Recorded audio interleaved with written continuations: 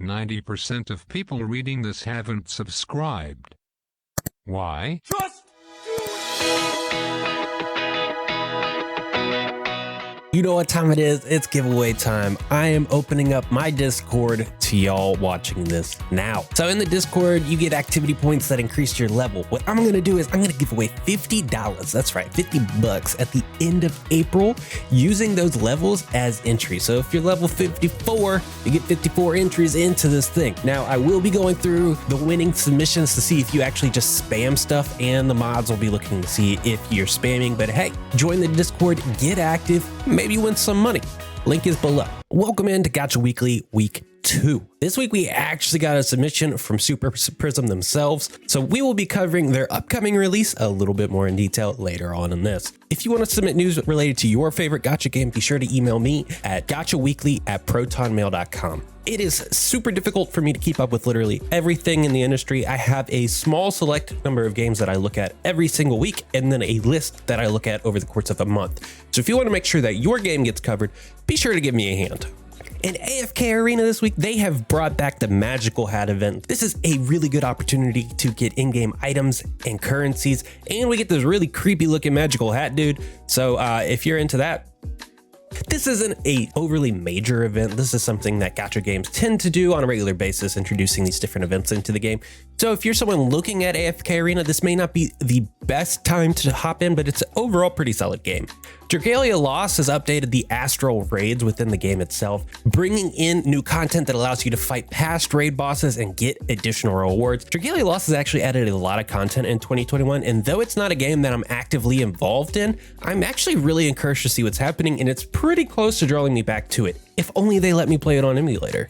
They're also bringing in time attack challenges and trials of the mighty, which gives you a preset amount of details that you have to fulfill in order to fight the battle, and then you can get various rewards from that as well. Dragalia Lost is finding a lot of different ways to take the same content and repurpose it with new little gimmicks attached to it, which is always good for someone that's been playing the game for a very long time. Going into 2021, I felt like Dragalia Lost is taking a step back in terms of its progression, but I was dead wrong. They have really stepped up their game, and you are seeing it come to fold here at the late end of March and early beginning of April. I hope to see this continue through the summer, where Dragalia Lost has actually tended to shine with their summer Galia events. So I'm excited to see where Dragalia Lost heads. Fate Grand Order is actually having a celebration events for Southeast Asia and Australia. So if you play Fate Grand Order, you can get additional in-game currency just by logging in. This is a smaller scale anniversary event because it's not the actual anniversary of the game. It's an anniversary for a region, so everybody can get some rewards from that in itself.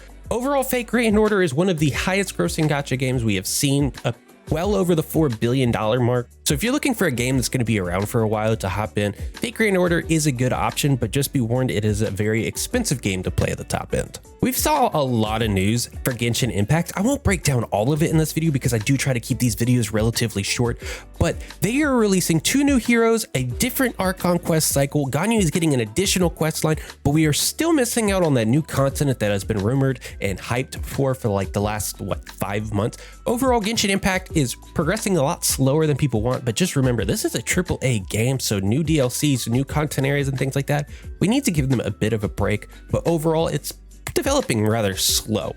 But until these large content cycles, I guess people are going to be hyped for this 1.5, 1.6 event, and I hope to see it come to fruition in a way that actually draws me back to the game, because right now I'm just kind of on the outside looking in, waiting for more content to come. The biggest news coming out of Marvel Strike Force is that they are redoing their Arena store updates. So you can actually get additional rewards that are pretty hard to come by through the arena with your training modules in terms of your arena credits. So overall, if you're a PvP player in Marvel Strike Force, you're getting a little bit of a boost to your account activity, and that's kind of needed. But overall, Marvel Strike Force has been a fairly constant game. Now, another really large update is coming from Summoner's War, who's celebrating their 7-year anniversary. This is coming in the form of 2 pretty massive events. In one of them, you are actually getting to craft 6-star legendary runes, which are very, very powerful to the way you progress in the game. You actually get to custom build the way that you want it, so you are guaranteed to get something that you want.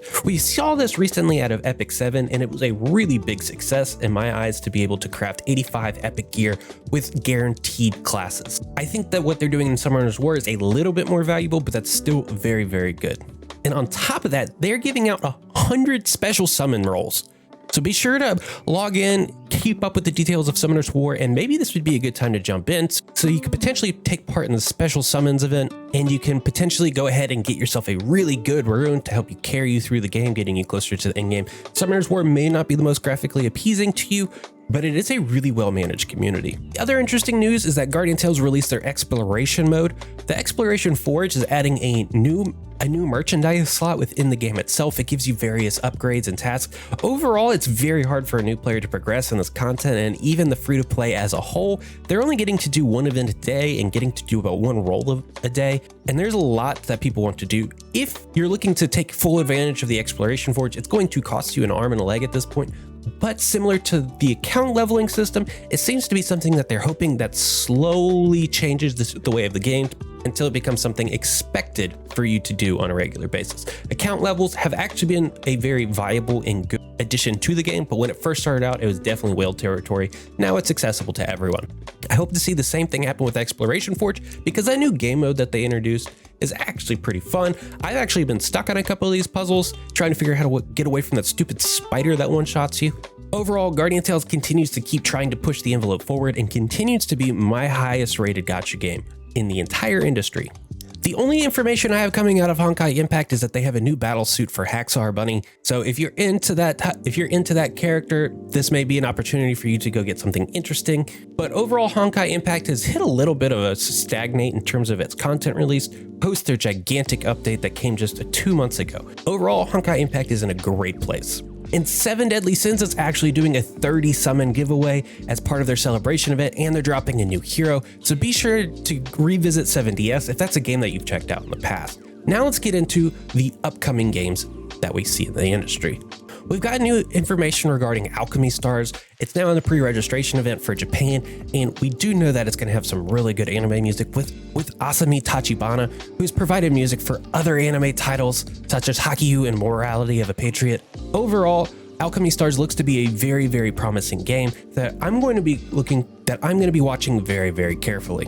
Seeing that it's officially being developed by Tencent Games, you know a lot of money is going to be behind this, which makes you a little bit hesitant on the monetization side of things, but it definitely means that it's going to be worth checking out, and it's probably going to be pretty well done.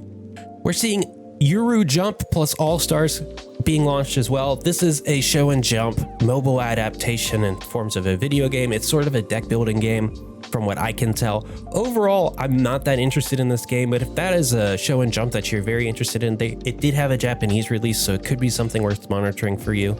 Now, I'm not exactly sure if this is a gacha or not. I see some aspects that are related to the gacha space, but Ni no Kuni Crossworlds is coming. It is open for pre-registration. It is based off it recreates the Studio Ghibli artistic style, and it is bringing it to more of an RPG type of feel. If you pre-register, you're guaranteed to get specific units, in-game potions, and in-game currency. So if you're interested in checking it out, it may be good just to hop on their newsletter and get some rewards in the process. I don't truly know the systems behind this game. A lot of these pre-registration is just to garner a little bit of hype, and we want to see it enter that closed beta to alpha testing for us to really see what's going on. I was actually reached out to by the next game going by the name of Kingsense, which is being brought to you by Super Prism, the creators of Illusion Connect. Illusion Connect is already one of my preferred gacha games out there. I don't like the way that they went with the monetization cycle and the content cycle, but overall I can't deny the quality behind the game.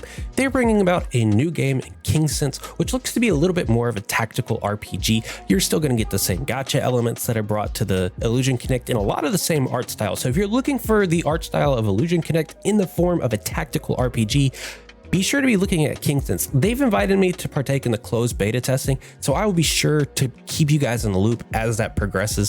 Thank you guys there at Super Prism for reaching out to me based off the last video and helping keep you guys informed on what's going on in the gacha news industry. Again, I'm Gacha J. If you want to reach out to me and give me your Gacha Weekly news, be sure to reach out to me at gachaweekly@protonmail.com.